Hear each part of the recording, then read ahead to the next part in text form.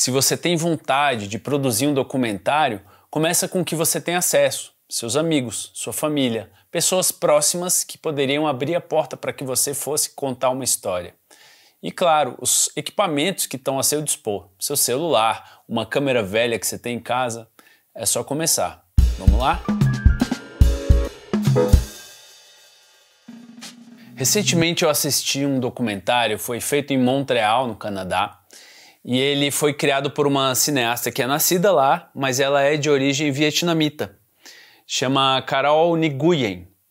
E o nome do filme se chama Não Chore na Mesa de Jantar. É uma história pequena, contida, sobre essa cineasta dentro da sua família, na sua casa, né? Contando a história dos pais e da irmã. E ela conta a história com um grau de intimidade. É como se você estivesse sentado ali na mesa com aquela família, escutando aquelas histórias, e ela provoca algumas perguntas que acabam tocando em feridas da família e não deixa de ser ali um processo quase terapêutico da família falar sobre, por exemplo, o fato deles nunca se abraçarem, deles não terem esse tipo de contato afetivo. E às vezes é uma relação cultural, às vezes é uma relação familiar. E quantas famílias não experimentam seus próprios dramas, né? Então o que ela fez foi basicamente ligar uma câmera no local onde as pessoas se reúnem, que no caso era a cozinha da casa dela, né? E muitas famílias brasileiras também são assim.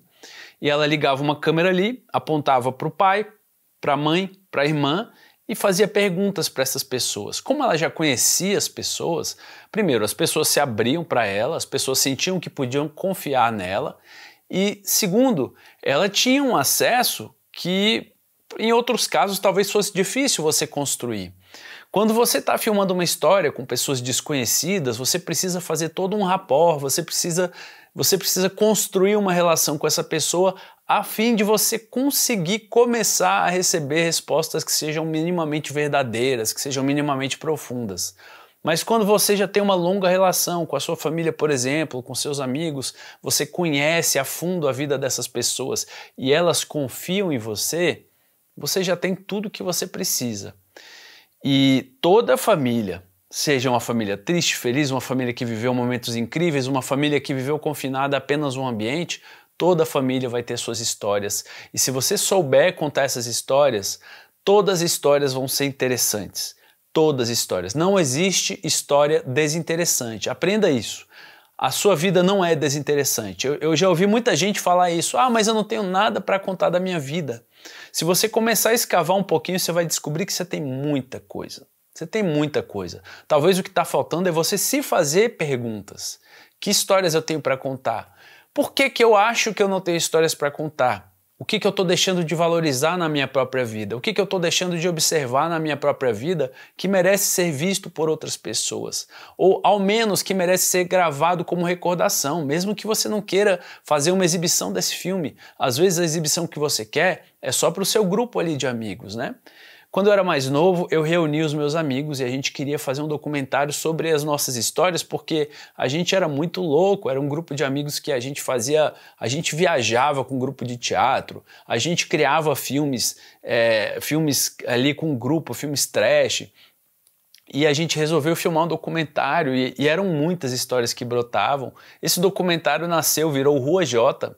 É um documentário que hoje eu não gosto muito de exibir ele porque eu acho que eu pesei um pouco na mão de algumas cenas que são um pouco pesadas demais e eu não soube medir o grau, né? E, por exemplo, tinha uma cena que tinha um teor muito sexual porque foi um contexto que aconteceu ali com um de nós e eu deixei muito tempo essa cena no filme. E o filme não era sobre essa cena. Então ali foi um erro meu de cálculo, de entender sobre o que é meu filme e de não saber enxergar o meu próprio filme e de pesar a mão com uma cena que não precisava ser tão prolongada. Não era uma questão de moralismo, não podemos colocar questões sexuais no filme. Não era isso.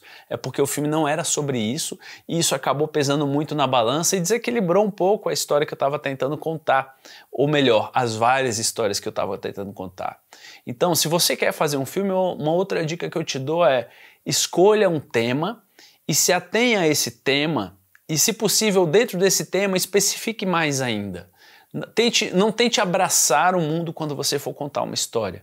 Porque se você for começar a entrevistar a sua família, vão brotar histórias infinitas. As pessoas vão ficar falando e falando e falando, mas você tem que saber que às vezes, para contar uma história, você precisa abrir mão de várias outras. Eu vou contar a história de Manuel Marinheiro. Esse era um homem muito perverso. Ele matava as pessoas, enterrava em casa, dentro da casa dele. Esse é um conselho que eu te dou porque eu aprendi a duras penas. Quando você filma em excesso e você conta várias histórias e você não freia um pouco os limites de querer contar todas as histórias, você acaba com um material imenso na mão que vai te dar um trabalho danado para editar e você vai ficar perdido naquelas narrativas que não se conectam. Então, antes de tudo, explore um pouco. Se você quer contar uma história sobre a sua família, por exemplo, percorra, faça uma pré-conversa com as pessoas e vá tentando entender, tá, qual a história aqui que é mais forte, qual a história que eu posso contar. Tenta entender em que formato você vai contar isso. Ah, eu quero gravar em formato podcast. Ah, eu quero tirar uma série de fotos e a partir dessas fotos eu vou escrever um texto que vai junto com as fotos. Eu quero filmar um documentário mesmo gravado.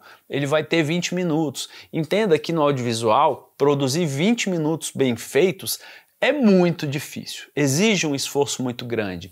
Então, às vezes, também você mudar a mídia do seu filme faz toda a diferença para você conseguir produzir um documento que seja mais interessante de ser visto. Porque se você faz um filme de 1 hora, mas você não tem como preencher essa 1 hora com conteúdo de fato que gere interesse nas pessoas, seu filme vai ser engavetado e ninguém vai querer ver. Então, pense com carinho nisso, não tenha medo de selecionar uma história e, claro, se aproxime das pessoas que abrem a porta para você. Num primeiro momento, se aproxime da sua família, não tem nada de errado. Você contar as histórias que estão dentro da sua casa, ou que estão ali no seu vizinho, ou que estão ali num conhecido que viveu uma história que merece ser contada. Então, vá atrás dessas pessoas. E dessa forma você vai ganhar experiência para quem sabe, num próximo momento, você contar uma história profissional com outras pessoas que estão além ali do seu cercado. Mas contar história sobre a sua vila também é contar uma história sobre o mundo.